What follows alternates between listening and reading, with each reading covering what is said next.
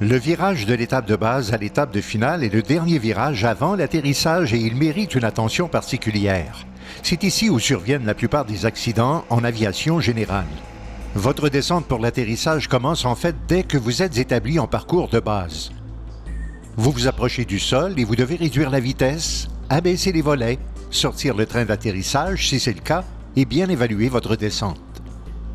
Vous devez garder l'œil ouvert pour déceler d'autres appareils, déclarés ou non, et procéder aux vérifications avant atterrissage. Ajoutez un vent de travers de la gauche en finale, ce qui signifie un vent arrière en base, et il est facile de dépasser le prolongement de l'axe de la piste. Des problèmes peuvent alors se manifester. Voici ce qui peut se produire lors du virage en finale. Vous amorcez votre virage en finale et réalisez qu'en raison du vent arrière, vous avez entrepris ce virage trop tard. Pour revenir dans le prolongement de l'axe de la piste, vous amorcez un virage vers la gauche.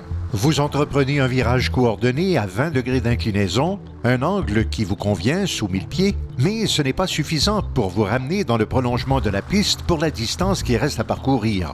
La seule option est d'augmenter l'angle d'inclinaison. Donc, vous augmentez l'inclinaison du virage à 30 degrés, mais vous ne voulez pas aller au-delà, surtout en basse altitude. Au lieu de braquer les ailerons, vous appuyez plutôt sur le palonnier de gauche. Le nez de l'appareil pointera en direction de la piste d'atterrissage. Mais le gouvernail provoque son propre effet aérodynamique. L'avion dérape un peu, ce qui fait tomber le nez et amplifie l'angle d'inclinaison. Vous réagissez en tirant sur la colonne de contrôle pour relever le nez et plutôt que de réduire la gouverne de gauche, vous réduisez l'angle d'inclinaison avec l'aileron opposé. Sous l'effet des commandes croisées, le virage en dérapage entraîne une perte d'altitude qui invite à tirer sur les contrôles.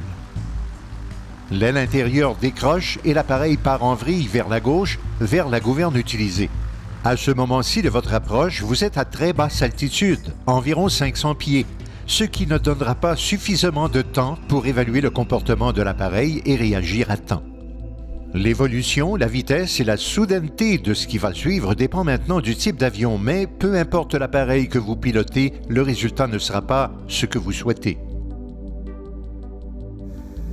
Voici ce qu'il faut faire pour éviter de se retrouver sur la liste des accidents liés au décrochage et aux vrilles lors du virage en finale. D'abord, maintenez un niveau d'habileté élevé. Saisissez bien les caractéristiques de votre aéronef et les éléments avec lesquels vous êtes confortable, surtout avec les virages coordonnés à basse vitesse. Le meilleur moyen de le faire est sous l'œil attentif d'un instructeur. Assurez-vous de toujours être en contrôle de l'appareil en tout temps. Une bonne approche se prépare en conservant suffisamment de distance avec la piste lors du parcours vent arrière. Identifiez la direction du vent en comparant la direction du nez de l'avion par rapport à la route suivie.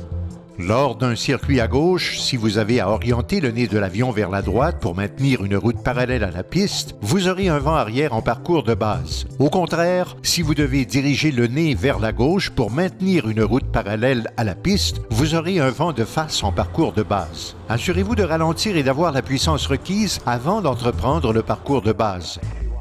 Certains pilotes choisiront d'abaisser les volets avant le virage. Si vous prévoyez de forts vents arrière pendant l'étape de base, vous devez sérieusement considérer de sortir les volets avant d'effectuer le virage. Mais ne le faites pas pendant le virage, ce qui aurait pour effet d'augmenter la traînée et le taux de descente. Notez que vous franchirez cette étape très rapidement avec un vent arrière et devrez réaliser un taux de descente supérieur pour atteindre l'altitude requise pour tourner en finale. Une fois établi en parcours de base, maintenez les ailes à l'horizontale et ajustez la puissance selon l'altitude actuelle.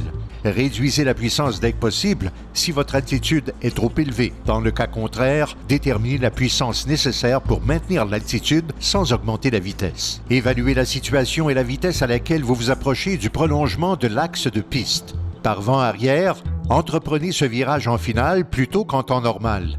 À l'inverse, retardez ce virage si vous avez un vent de face. Ajustez le virage en finale de sorte que lorsque vous ramenez les ailes à l'horizontale, votre route corresponde au prolongement de l'axe de la piste. N'essayez pas de corriger une mauvaise approche, n'hésitez pas à remettre les gaz. Plusieurs accidents se produisent au cours de l'exécution de la manœuvre d'interruption d'atterrissage et de remise des gaz.